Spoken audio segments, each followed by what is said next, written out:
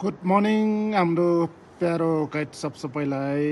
अनि आजको मर्निङ सामागाउँतर्फ चाहिँ क्लाउड नै देखिरहेको छ भने अब पानी र हिउँ चाहिँ केही भएको छैन। यसै गरी हामीले लार्के पासतर्फ हेऱ्यो भने एकदम वेदर क्लियर मजाको खुलेको छ भने अब यो मौसमले चाहिँ केही भन्नै नसक्ने खालको भएछ। हामीले यो खुल्नुपर्ने पहिला चाहिँ यो सामागाउँतर्फको यो जुन माथि छ नि मनासुलु बेस क्याम्प देखेको यसले खोल्यो भने अनि वेदर चाहिँ क्लियर हुन्छ भने हाम्रो चाहिँ पहिल्यैदेखि नै भने यस्तो हुन्छ।